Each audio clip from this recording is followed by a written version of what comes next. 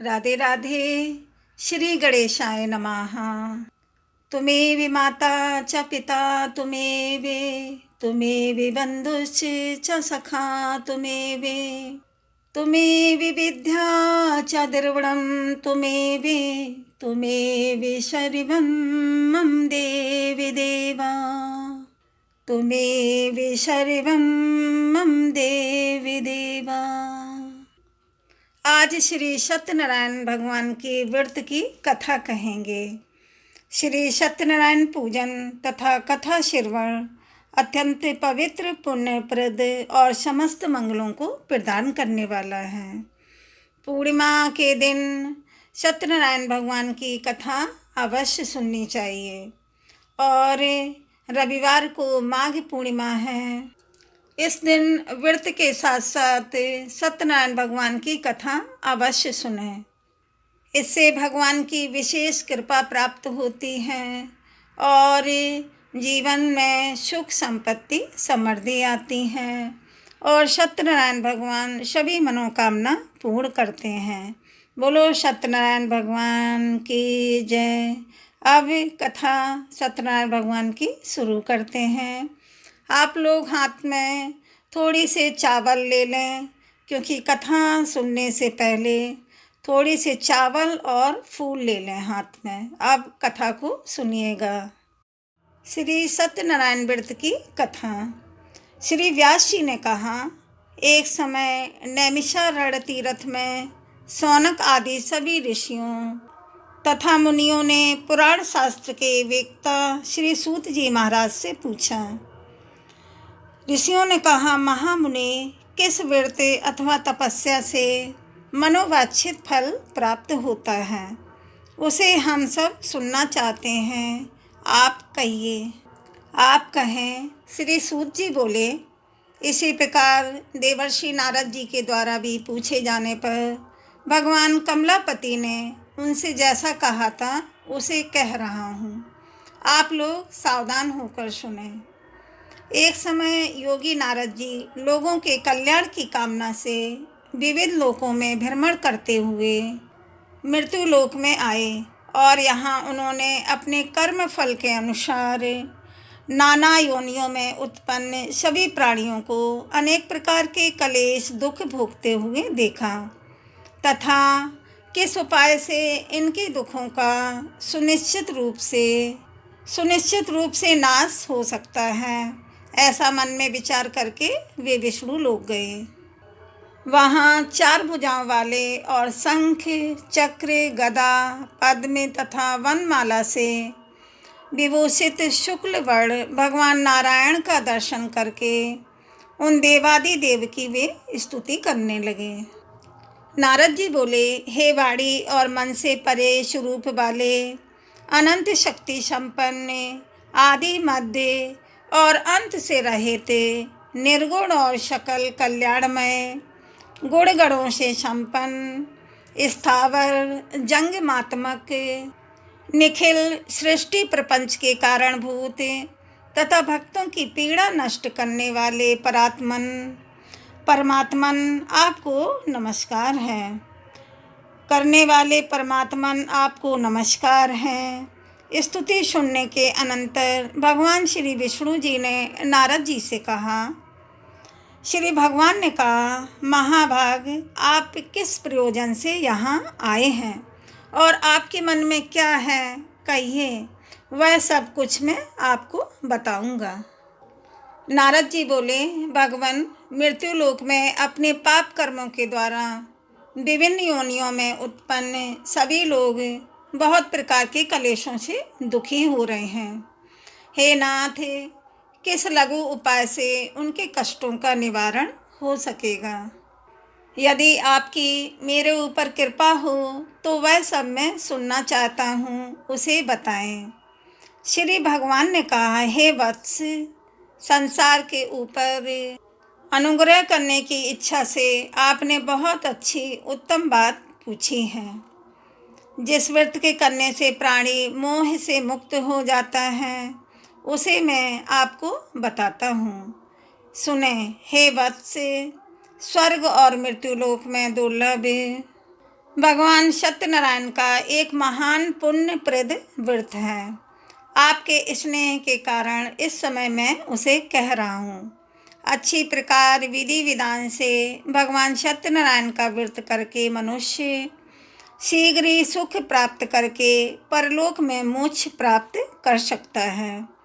भगवान की ऐसी वाणी सुनकर नारद मुनि ने कहा, नारद जी बोले, प्रभु इस व्रत का करने का फल क्या है, इसका विधान क्या है, इस व्रत को किसने किया और कब इसे करना चाहिए, यह सब विस्तार पूर्वक बताइए।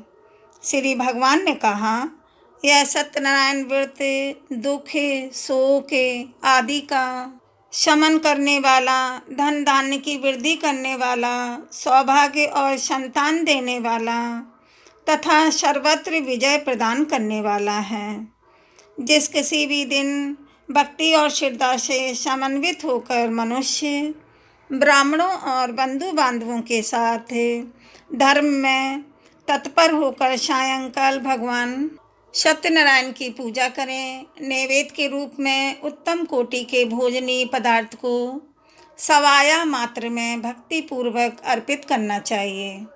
केले का फल, घी, दूध, गेहूं का चूर्ण अथवा गेहूं के चूर्ण के अभाव में साठी चावल का चूर्ण, शक्कर या गुड़, यह सब भक्ष्य सामग्री सवाया मात्र में एकत्र करके निवेदित करनी चाहिए।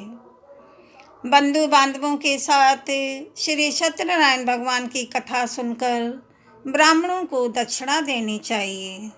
तदंतर बंधु बांधवों के साथ ब्राह्मणों को भोजन कराना चाहिए। भक्ति पूर्वक प्रसाद ग्रहण करके नृत्य गीत आदि का आयोजन करना चाहिए, भजन कराना चाहिए। तदंतर भगवान सत्यनारायण का स्मरण करते हुए अपने घर जाना चाहिए। ऐसा करने से मनुष्यों की अभिलाषा अवश्य पूर्ण होती है। विशेष रूप से कलयुग में पृथ्वी लोक में यह सबसे छोटा सा उपाय है। पहला अध्याय समाप्त हुआ। अब सत्यनारायण भगवान की दूसरे अध्याय की कथा। श्री सूत जी बोले, हे द्विजो, अब मैं पुनः पूर्व काल में जिसने इस सत्यनारायण व्रत को किया था उसे भली भांति विस्तार पूर्वक कहूँगा। रमणीय काशी नामक नगर में कोई अत्यंत निर्धन ब्राह्मण रहता था। भूख और प्यास से व्याकुल होकर वह प्रतिदिन पृथ्वी पर भटकता रहता था। ब्राह्मण प्रिय भगवान ने उस दुखी ब्राह्मण को देखकर वृद्ध ब्राह्मण का रूप धारण करके उस द्विज से आदर पूर्वक पूछा, हे विप्र, प्रतिदिन अत्यंत दुखी होकर तुम किस लिए पृथ्वी पर भ्रमण करते रहते हो? हे द्विज श्रेष्ठ, यह सब बतलाओ, मैं सुनना चाहता हूँ।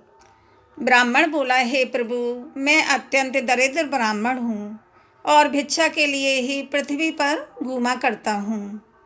यदि मेरी इस दरिद्रता को दूर करने का आप कुछ उपाय जानते हो तो कृपा पूर्वक बताइए। इस दरिद्रता को दूर करने के लिए कुछ उपाय बताइए। वृद्ध ब्राह्मण ने कहा, हे ब्राह्मण देवता, सत्यनारायण भगवान विष्णु अभिष्ट फल को देने वाले हैं। हे विप्र, तुम उनका उत्तम व्रत एवं पूजन करो, जिसे करने से मनुष्य सभी दुखों से मुक्त हो जाता है। और व्रत के विधान को भी ब्राह्मण से यत्न पूर्वक कहकर वृद्ध ब्राह्मण रूपधारी भगवान सत्यनारायण वहीं पर अंतर्ध्यान हो गए। वृद्ध ब्राह्मण ने जैसा कहा है उस व्रत को अच्छी प्रकार से वैसे ही करूँगा। यह सोचते हुए उस ब्राह्मण को रात में नींद नहीं आई। तदंतर प्रातःकाल उठकर सत्यनारायण का व्रत करूँगा, ऐसा संकल्प करके वह ब्राह्मण भिक्षा के लिए चल पड़ा। उस दिन ही ब्राह्मण को भिक्षा में बहुत सा धन प्राप्त हुआ। उसी धन से उसने बंधु बांधवों के साथ भगवान सत्यनारायण का व्रत किया। इस व्रत के प्रभाव से वह श्रेष्ठ ब्राह्मण सभी दुखों से मुक्त होकर समस्त संपत्तियों से संपन्न हो गया। उस दिन से लेकर प्रत्येक महीने उसने यह व्रत किया। इसी प्रकार भगवान सत्यनारायण के इस व्रत को करके वह श्रेष्ठ ब्राह्मण सभी पापों से मुक्त हो गया और उसने दुर्लभ मोक्ष पद को प्राप्त किया। हे विप्र, पृथ्वी पर जब भी कोई मनुष्य श्री सत्यनारायण का व्रत करेगा उसी समय उसके समस्त दुख नष्ट हो जाएंगे।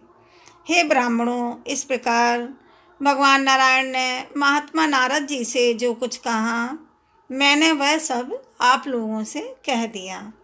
आगे अब और क्या कहूँ। ऋषियों ने कहा, हे मुनि, इस पृथ्वी पर उस ब्राह्मण से सुने हुए इस व्रत को किसने किया, हम वह सब सुनना चाहते हैं। उन व्रत पर हमारी श्रद्धा हो रही है। श्री सूत जी बोले, हे मुनियों, पृथ्वी पर जिसने भी यह व्रत किया उसे आप लोग सुने। एक बार वह द्विज श्रेष्ठ अपनी धन संपत्ति के अनुसार बंधु बांधवों तथा पारिवारिक जनों के साथ व्रत करने के लिए उद्यत हुआ। इसी बीच एक लकड़हारा वहां आया और लकड़ी बाहर रखकर उस ब्राह्मण के घर गया। प्यास से व्याकुल वह उस ब्राह्मण को व्रत करता हुआ देखकर प्रणाम करके उससे बोला, प्रभु, आप यह क्या कर रहे हैं? इसके करने से किस फल की प्राप्ति होती है? विस्तार पूर्वक मुझसे कहिए। विप्र ने कहा, यह सत्यनारायण का व्रत है। यह भगवान सत्यनारायण का व्रत है जो सभी मनोरथों को प्रदान करने वाला है, सभी मनोकामनाओं को पूर्ण करने वाला है। उसी के प्रभाव से मुझे यह सब महान धन धान्य आदि प्राप्त हुआ है। जल पीकर तथा प्रसाद ग्रहण करके वह नगर चला गया। सत्यनारायण देव के लिए मन में ऐसा सोचने लगा कि आज लकड़ी बेचने से जो धन प्राप्त होगा उसी धन से भगवान सत्यनारायण का श्रेष्ठ व्रत करूँगा। इस प्रकार मन से चिंतन करता हुआ लकड़ी को मस्तक पर रखकर उस सुंदर नगर में गया जहाँ धन संपन्न लोग रहते थे। उस दिन उसने लकड़ी का दुगना मूल्य प्राप्त किया। तदंतर प्रसन्न हृदय चित्त से होकर वह पके हुए केले का फल, शर्करा, घी, दूध और गेहूं का चूर्ण शबाया मात्र में लेकर अपने घर गया। तत्पश्चात उसने अपने बंधु बांधवों को बुलाकर विधि विधान से भगवान श्री सत्यनारायण का व्रत किया। उस व्रत के प्रभाव से वह धन पुत्र से संपन्न हो गया और इस लोक में अनेक सुखों का उपभोग करके अंत में सत्यपुर वैकुंठ लोक को चला गया। सत्यनारायण व्रत की कथा का दूसरा अध्याय पूरा हुआ। बोलो श्री भगवान सत्यनारायण भगवान की जय। अब तीसरा अध्याय सुनेंगे। श्री सत्यनारायण व्रत की तीसरी कथा। तीसरे अध्याय की कथा श्री सूत जी बोले, श्रेष्ठ मुनियों, अब मैं पुनः आगे की कथा कहूँगा, आप लोग सुने। प्राचीन काल में उल्का मुख नामक एक राजा था। वह जितेंद्रिय, सत्यवादी तथा अत्यंत बुद्धिमान था। वह विद्वान राजा प्रतिदिन देवालय जाता और ब्राह्मणों को धन देकर संतुष्ट करता था। कमल के समान मुख वाली उसकी धर्मपत्नी शील, विनय एवं सौंदर्य आदि गुणों से संपन्न तथा पतिपरायणा थी। राजा एक दिन अपनी धर्मपत्नी के साथ भद्रशिला नदी के तट पर श्री सत्यनारायण भगवान का व्रत कर रहा था। उसी समय व्यापार के लिए अनेक प्रकार की पुष्कल धनराशि से संपन्न एक साधु वणिक वहां आया और वह भद्रशिला नदी के तट पर नाव को स्थापित करके वह राजा के समीप गया और राजा को उस व्रत में दीक्षित देखकर विनय पूर्वक पूछने लगा। साधु ने कहा, हे राजन, आप भक्ति युक्त चित्त से यह क्या कर रहे हैं? कृपया यह सब बताइए, इस समय मैं सुनना चाहता हूँ। राजा बोले, हे साधो, पुत्र आदि की प्राप्ति की कामना से अपने बंधु बांधवों के साथ मैं अतुल तेज संपन्न भगवान विष्णु का व्रत एवं पूजन कर रहा हूँ। श्री सत्यनारायण भगवान का व्रत कर रहा हूँ। राजा की बात सुनकर साधु ने आदरपूर्वक कहा, हे राजन, इस विषय में आप मुझे सब कुछ विस्तार से बतलाइए। आपके कथनानुसार मैं भी व्रत एवं पूजन करूँगा। मुझे भी संतति नहीं है, इससे अवश्य संतति प्राप्त होगी। ऐसा विचार करके वह व्यापार से निवृत्त हो आनंद पूर्वक अपने घर आया। उसने अपनी भार्या से संतति प्रदान करने वाले इस सत्य व्रत को विस्तार पूर्वक बताया तथा जब मुझे संतान की प्राप्ति होगी तब मैं इस व्रत को करूँगा। इस प्रकार उस साधु ने अपनी भार्या लीलावती से कहा। एक दिन उसकी लीलावती नाम की सती साध्वी भार्या पति के साथ आनंद चित्त से ऋतुकालीन धर्माचरण में प्रवृत्त हुई और भगवान श्री सत्यनारायण की कृपा से उसकी वह भार्या गर्भवती हुई। 10वें महीने में उससे कन्या रत्न की उत्पत्ति हुई और वह शुक्ल पक्ष के चंद्रमा की भांति दिन प्रतिदिन बढ़ने लगी। उस कन्या का नाम कलावती रखा गया। इसके बाद एक दिन लीलावती ने अपनी स्वामी से मधुरवाणी में कहा, आप पूर्व में संकल्पित श्री सत्यनारायण भगवान के व्रत को क्यों नहीं कर रहे हैं? साधु बोला, प्रिय, इसके विवाह के समय यह व्रत करूँगा। इस प्रकार अपनी पत्नी को भली भांति आश्वस्त करके वह व्यापार करने के लिए चला गया। नगर की ओर चला गया। इधर कन्या कलावती पिता के घर में बढ़ने लगी। तदंतर धर्मज्ञ साधु ने नगर में सखियों के साथ क्रीड़ा करती हुई अपनी कन्या को विवाह योग्य देखकर आपस में मंत्रणा करके कन्या के विवाह के लिए श्रेष्ठ वर का अन्वेषण करो, ऐसा दूत से कहकर शीघ्र ही उसे भेज दिया। उसकी आज्ञा प्राप्त करके दूत कांचन नामक नगर में गया और वहाँ से एक बड़िक का पुत्र लेकर आया। उस साधु ने उस बड़िक के पुत्र को सुंदर और गुणों से संपन्न देखकर अपनी जाति के लोगों तथा बंधु बांधवों के साथ संतुष्ट चित्त हो विधि विधान से बड़िक पुत्र के हाथ में कन्या का दान कर दिया। उस समय वह साधु बड़े के दुर्भाग्यवश से श्री सत्यनारायण भगवान का उत्तम व्रत भूल गया। पूर्व संकल्प के अनुसार विवाह के समय में व्रत न करने के कारण भगवान उस पर रुष्ट हो गए। कुछ समय के पश्चात अपने व्यापार कर्म में कुशल वह साधु बड़ी काल की प्रेरणा से अपने दामाद के साथ व्यापार करने के लिए समुद्र के समीप स्थित रत्नसारपुर नामक सुंदर नगर में गया और अपने श्री संपन्न दामाद के साथ वहाँ व्यापार करने लगा। तदंतर वे दोनों राजा चंद्रकेतु के रमणी उस नगर में गए। उसी समय भगवान श्री सत्यनारायण ने उसे भ्रष्ट प्रतिज्ञा देखकर इसे दारुण कठिन और महान दुख प्राप्त होगा यह श्राप दे दिया। एक दिन एक चोर राजा चंद्रकेतु के धन को चुराकर वहीं आया जहां दोनों बड़िक स्थित थे। वह अपने पीछे दौड़ते हुए दूतों को देखकर भयभीत चित्त से धन वहीं छोड़कर शीघ्र ही छिप गया। इसके बाद राजा के दूत वहां आ गए जहां वह साधु बड़िक था।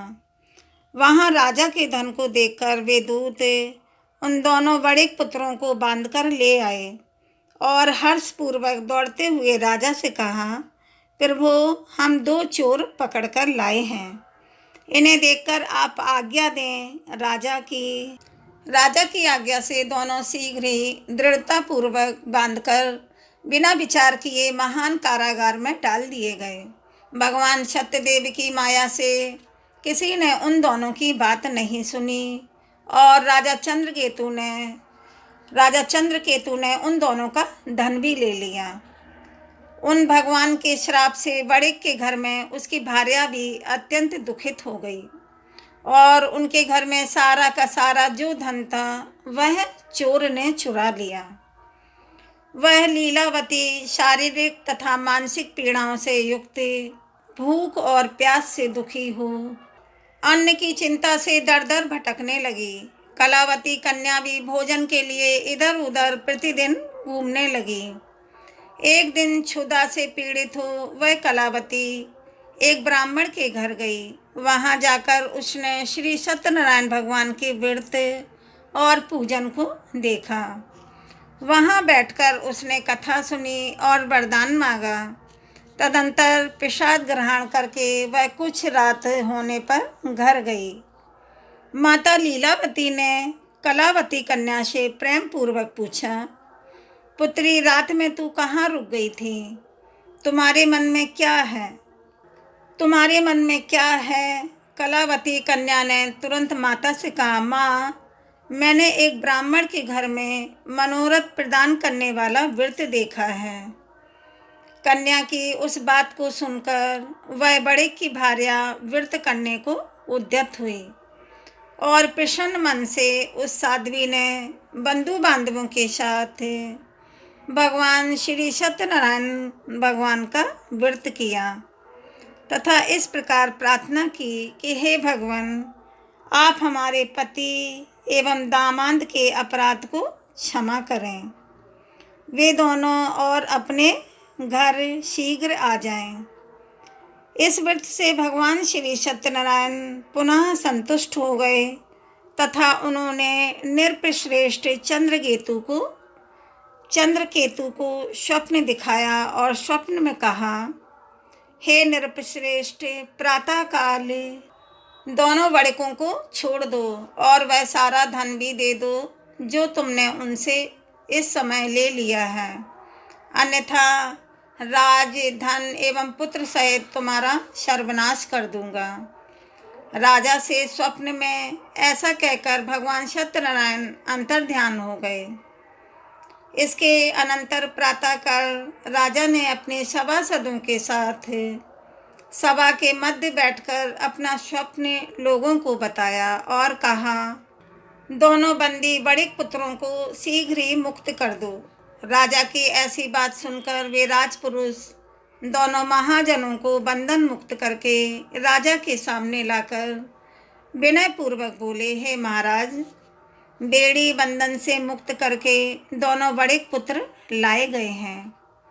इसके बाद दोनों महाजन बड़े पुत्र नृपश्रेष्ठ चंद्रकेतु को प्रणाम करके अपने पूर्व वृत्तांत का स्मरण करते हुए भय विह्वल हो गए और कुछ बोल न सके। राजा ने बड़े पुत्रों को देखकर आदर पूर्वक कहा, आप लोगों को प्रारब्धवश यह महान दुख प्राप्त हुआ है। इस समय अब कोई भय नहीं है। ऐसा कहकर उनकी बेड़ी खुलवाकर क्षौर कर्म आदि करवाया।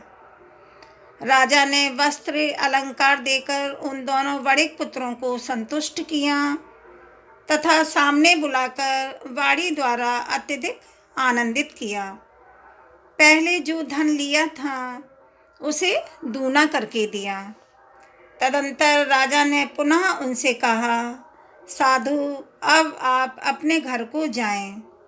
राजा को प्रणाम करके आपकी कृपा से हम जा रहे हैं। ऐसा कहकर उन दोनों महावैश्यों ने अपने घर की ओर प्रस्थान किया। श्री सत्यनारायण व्रत कथा का यह तीसरा अध्याय समाप्त हुआ। बोलो सत्यनारायण भगवान की जय। सत्यनारायण भगवान का चौथा अध्याय व्रत की कथा। चौथे अध्याय की कथा। श्री सूत जी बोले, साधु बड़े मंगलाचरण करके और ब्राह्मणों को धन देकर अपने नगर के लिए चल पड़ा। साधु के कुछ दूर जाने पर भगवान सत्यनारायण की उसकी सत्यता की परीक्षा के विषय में जिज्ञासा हुई। साधु, तुम्हारी नाव में क्या भरा है? तब धन के मद में चूर दोनों महाजनों ने अवहेलना पूर्वक हंसते हुए कहा, दंडिन क्यों पूछ रहे हो? क्या कुछ द्रव्य लेने की इच्छा है? हमारी नाव में तो लता और पत्ते आदि भरे हैं। ऐसी निष्ठुर बाणी सुनकर तुम्हारी बात सच हो जाए। ऐसा कहकर दंडी सन्यासी का रूप धारण किए हुए भगवान कुछ दूर जाकर समुद्र के समीप बैठ गए। दंडी के चले जाने पर नित्य क्रिया करके पश्चात उतराई हुई जल में ऊपर की ओर उठी हुई नौका को देखकर साधु वड़िक अत्यंत आश्चर्य में पड़ गया और नाव में लता और पत्ते आदि को देखकर मूर्छित होकर पृथ्वी पर गिर पड़ा। सचेत होने पर वड़िक पुत्र चिंतित हो गया।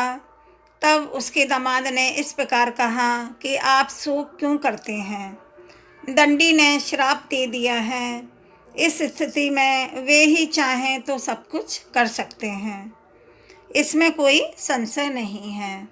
अतः उन्हीं की शरण में हम चलें, वहीं मन की इच्छा पूरी होगी। दामाद जामाता की बात सुनकर वह साधु वड़िक उनके पास गया और वहाँ दंडी को देखकर उसने भक्ति पूर्वक उन्हें प्रणाम किया तथा आदर पूर्वक कहने लगा कि आपके सम्मुख मैंने जो कुछ कहा है, असत्य भाषण रूप अपराध किया है।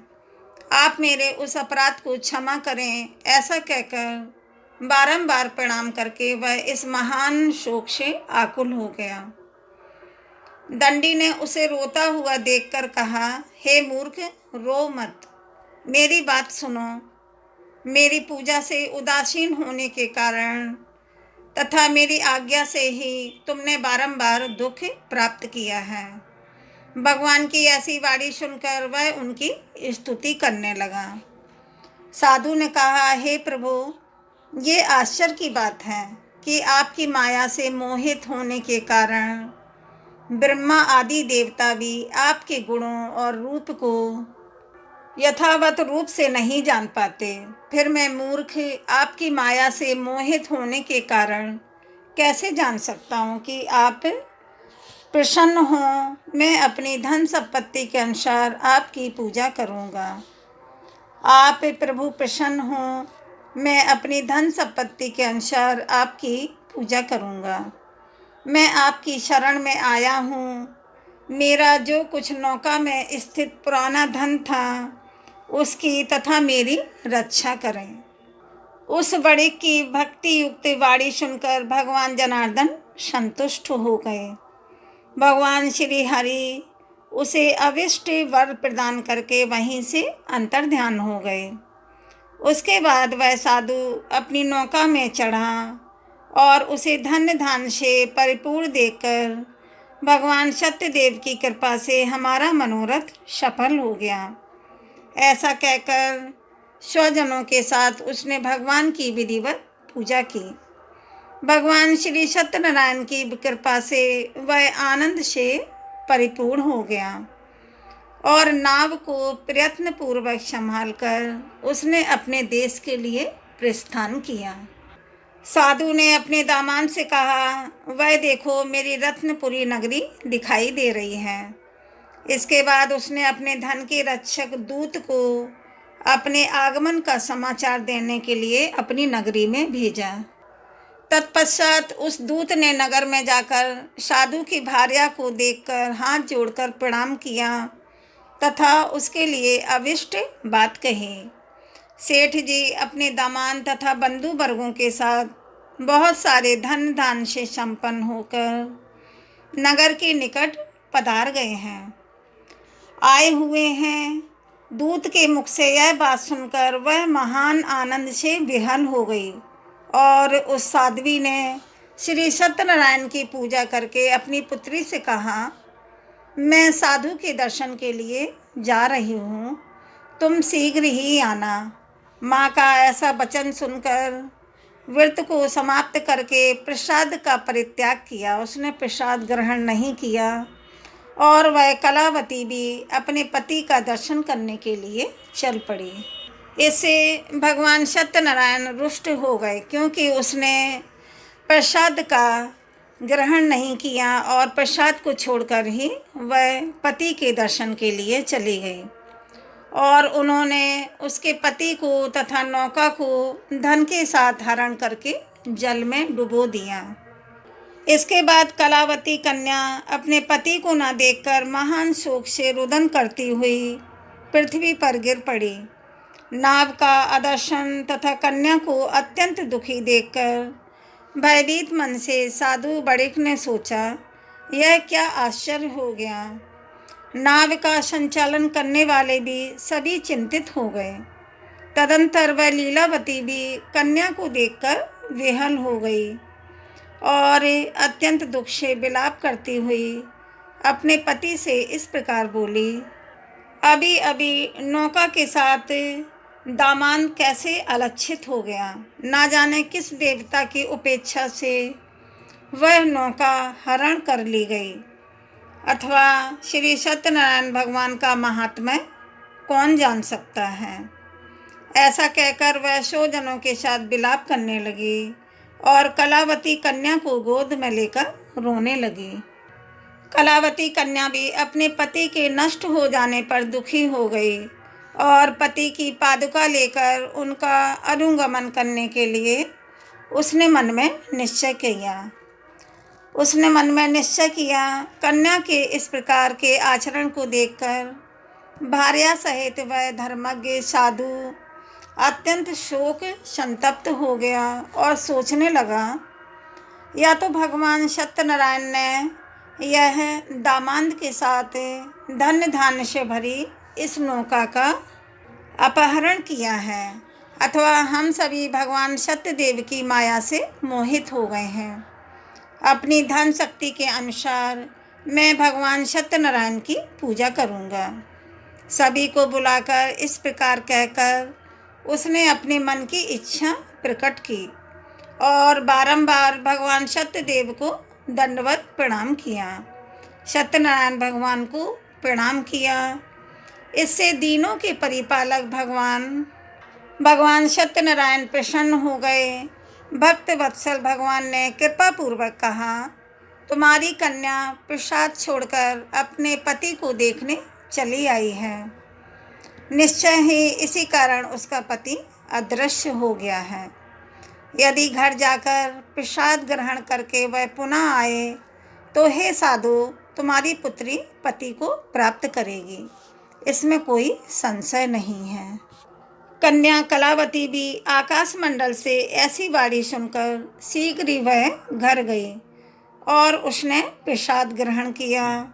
पुनः आकर स्वजनों तथा अपने पति को देखा। तब कलावती कन्या ने अपने पिता से कहा, अब तो घर चलें, विलंब क्यों कर रहे हैं। कन्या की वह बात सुनकर बड़े पुत्र संतुष्ट हो गया और विधि विधान से भगवान सत्यनारायण का पूजन करके धन तथा बंधु बांधवों के साथ अपने घर गया। तदंतर पूर्णिमा तथा संक्रांति पर्वों पर भगवान सत्यनारायण का पूजन करते हुए इस लोक में सुख भोग कर अंत में वह सत्यपुर बैकुंठ लोक में चला गया। श्री सत्यनारायण व्रत कथा का चौथा अध्याय पूरा हुआ। बोलो श्री सत्यनारायण भगवान की जय। श्री सत्यनारायण व्रत का कथा का 5वें अध्याय की कथा सुनेंगे। आप लोग भी सुनिए। श्री सूत जी बोले, श्रेष्ठ मुनियों, अब इसके बाद मैं दूसरी कथा कहूँगा, आप लोग भी सुने। अपनी प्रजा का पालन करने में तत्पर तुंगध्वज नाम का एक राजा था। उसने सत्यदेव के प्रसाद का परित्याग करके दुख प्राप्त किया। एक बार वह वन में जाकर वहाँ बहुत से पशुओं को मारकर वट वृक्ष के नीचे आया। वहाँ उसने देखा कि गोपगण बंधु बांधवों के साथ संतुष्ट होकर भक्तिपूर्वक भगवान सत्यदेव की पूजा कर रहे हैं। राजा यह देखकर भी अहंकारवश ना तो वहाँ गया और ना ही उसने भगवान सत्यनारायण को प्रणाम किया। इसके बाद पूजन के अनंतर सभी गोपगण भगवान का प्रसाद राजा के समीप रखकर वहाँ से लौट आए और इच्छा के अनुसार उन सभी ने भगवान का प्रसाद ग्रहण किया। इधर राजा को प्रसाद का परित्याग करने से बहुत दुख हुआ। उसका संपूर्ण धन निधान एवं सभी 100 पुत्र नष्ट हो गए।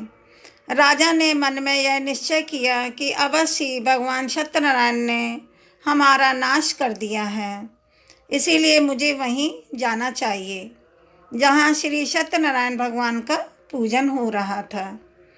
ऐसा मन में निश्चय करके वह राजा गोपगणों के समीप गया और उसने गोपगणों के साथ भक्ति श्रद्धा से युक्त होकर विधि पूर्वक भगवान सत्यदेव की पूजा की। भगवान श्री सत्यनारायण भगवान की पूजा की। भगवान सत्यदेव की कृपा से वह पुनः धन और पुत्रों से संपन्न हो गया तथा इस लोक में सभी सुखों का उपभोग करके अंत में सत्यपुर वैकुंठ लोक को प्राप्त हुआ। श्री सूत जी कहते हैं, जो व्यक्ति इस परम दुर्लभ श्री सत्यनारायण भगवान के व्रत को करता है और पुण्यमयी तथा फल प्रदायिनी भगवान की कथा को भक्ति युक्त होकर सुनता है, उसे भगवान सत्यनारायण की कृपा से धन्य धान्य आदि की प्राप्ति होती है। गरीब धनवान हो जाता है, दरिद्र धनवान हो जाता है, बंधन में पड़ा हुआ बंधन से मुक्त हो जाता है, डरा हुआ व्यक्ति भय से मुक्त हो जाता है। यह सत्य बात है, इसमें कोई संशय नहीं है। इस लोक में वह सभी फलों का भोग प्राप्त करके अंत में वैकुंठ लोक को जाता है। हे ब्राह्मणों, इस प्रकार मैंने आप लोगों से भगवान श्री सत्यनारायण के व्रत को कहा, जिसे करके मनुष्य सभी दुखों से मुक्त हो जाता है। कलयुग में तो भगवान सत्यदेव की पूजा विशेष फल प्रदान करने वाली है। भगवान विष्णु को ही कुछ लोग काल, कुछ लोग सत्य और कोई ईश और कोई सत्यदेव तथा दूसरे लोग सत्यनारायण नाम से कहेंगे। अनेक रूप धारण करके भगवान सत्यनारायण सभी का मनोरथ सिद्ध करते हैं। कलयुग में सनातन भगवान विष्णु ही सत्यव्रत रूप धारण करके सभी का मनोरथ पूर्ण करने वाले होंगे। हे श्रेष्ठ मुनियों, जो व्यक्ति नित्य भगवान सत्यनारायण की इस व्रत कथा को पढ़ता है, सुनता है, भगवान सत्यनारायण की कृपा से उसके सभी पाप नष्ट हो जाते हैं। हे मुनीश्वरों, पूर्व काल में जिन लोगों ने भगवान सत्यनारायण का व्रत किया था, उनके अगले जन्म का वृत्तांत कहता हूँ, आप लोग भी सुने। महान प्रज्ञा संपन्न सतानंद नाम के ब्राह्मण सत्यनारायण भगवान का व्रत करने के प्रभाव से दूसरे जन्म में सुदामा नामक ब्राह्मण हुए और उस जन्म में भगवान श्री कृष्ण का ध्यान करके उन्होंने मोक्ष प्राप्त कर लिया। उन्होंने मोक्ष प्राप्त किया, लकड़हारा भिल्ल गुहों का राजा हुआ और अगले जन्म में उसने भगवान श्री राम की सेवा करके मोक्ष प्राप्त किया। महाराज उल्का मुख दूसरे जन्म में राजा दशरथ हुए, जिन्होंने श्री रंगनाथ जी की पूजा करके अंत में वैकुंठ प्राप्त किया। इसी प्रकार धार्मिक और सत्यव्रती साधु, जिसके पिछले जन्म के सत्यव्रत के प्रभाव से दूसरे जन्म में मूरध्वज नाम का राजा हुआ, उसने आरे से चीरकर अपने पुत्र की आदि देह भगवान विष्णु को अर्पित करके मोक्ष प्राप्त किया।